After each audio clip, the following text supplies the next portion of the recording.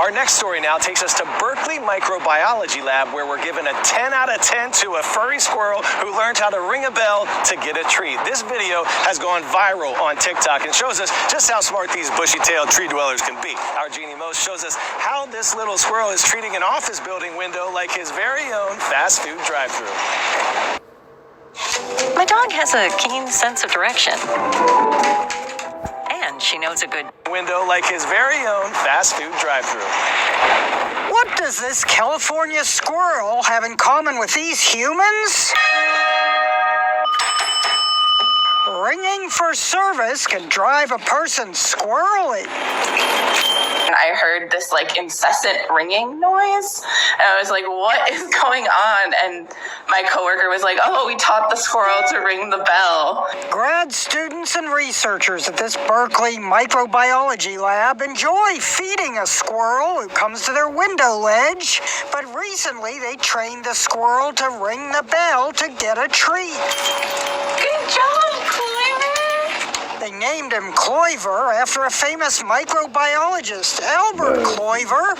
Online posters were smitten, though someone griped, he only gets one almond after all that? I think we don't want the squirrel to rely on us as the main source of food. They trained Clover by making the bell ring whenever he begged, and if he happened to strike the string waving his paws, he got a nut. But the peanut gallery complained, lower the bell, geez. So they not only lowered the string, they gave the squirrel a step stool mug. I lengthened the string, I caved to the criticism a little bit. In the immortal words of Lurch, You rang.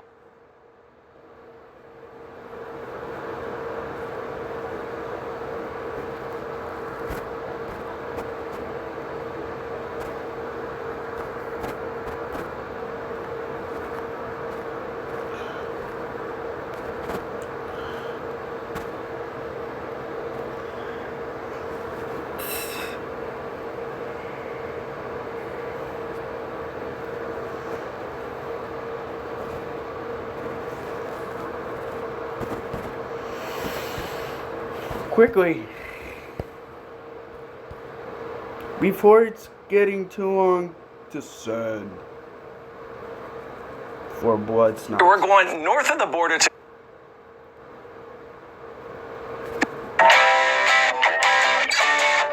For our next story, we're going north of the border to Canada, where I'm giving a 10 out of 10 to a canine romance story that's doggone adorable.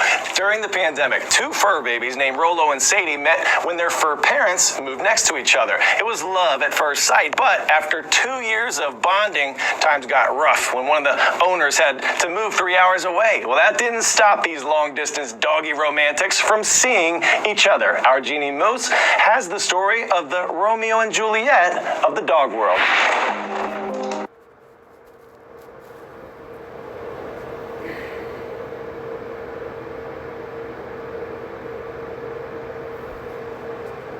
Work out and perk out with the Planet Fitness Black Card. Join for just $1 down and $24.99 a month.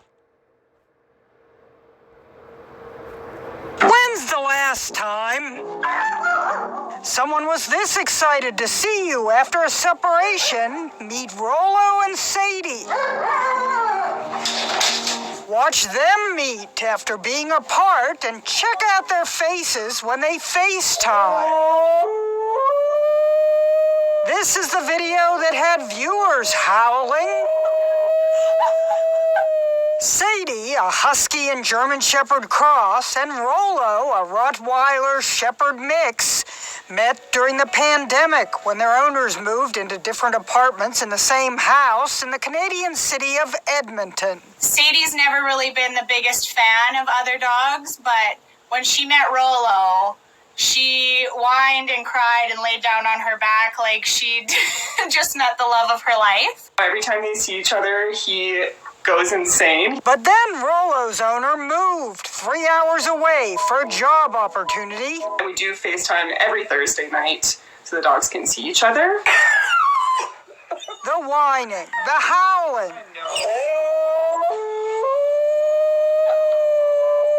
Their reunions are joyous, and their owners are also best friends.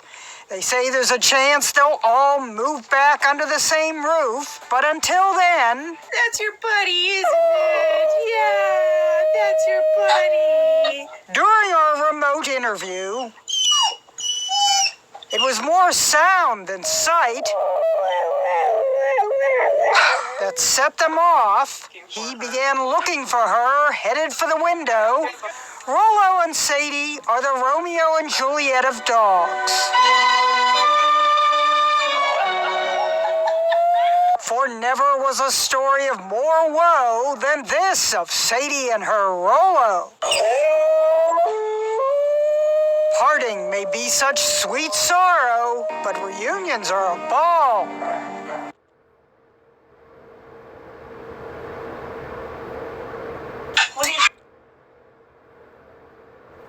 His story getting a 10 out of 10 is about some parents causing quite the kerfuffle by taking video chatting to the next level. Apparently, they were taught not how to ask for a cracker, but how to ask for a device to talk with their parrot friends. Researchers studied parrot behavior during these conversations and came up with some unexpected conclusions. Our very own Jeanne Moos has more. Instead of the usual, Polly wants a cracker, parrot owners are asking if Polly wants a video chat. Want to say hi? Do you want to talk to her? You do? Okay. It's enough to make a lonely parrot bob its head with excitement. In a paper titled Birds of a Feather, Video Flock Together, researchers describe teaching 18 pet parrots to ring a bell. When they rang the bell, they were presented with a tablet Which friend would you like to call? and given a choice of parrots for a video chat. You want to call Rosie? Over a 3-month period, Oh, Sammy, okay. the parrots made 147 requests for video calls. Good job, that's Georgie. Some birds got called a lot. We had our VIP birds. Some birds got called less. The ones who got called the most were the ones who also made the most calls. The researchers could tell the birds were truly engaged because they preened together, tried to touch one another, imitated each other, and even sort of sang. Okay, so maybe there were no love-struck movie moments. She's beautiful. But if you're researching parrots, can there be a greater thrill than this? But sometimes a bird would accidentally call us. So sometimes I was in a meeting or giving a class or at home and I would get a phone call from a bird. Imagine seeing on your caller ID, Sammy the parrot. Jeanne Moos, CNN, New York. What do you think, Cork? You like singing?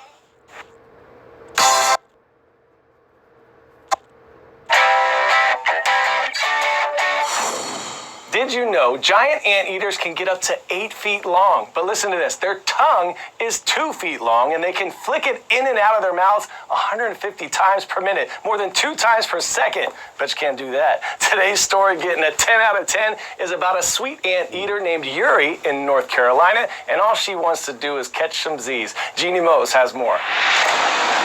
What is this thing, and why is his keeper having such a hard time waking him up?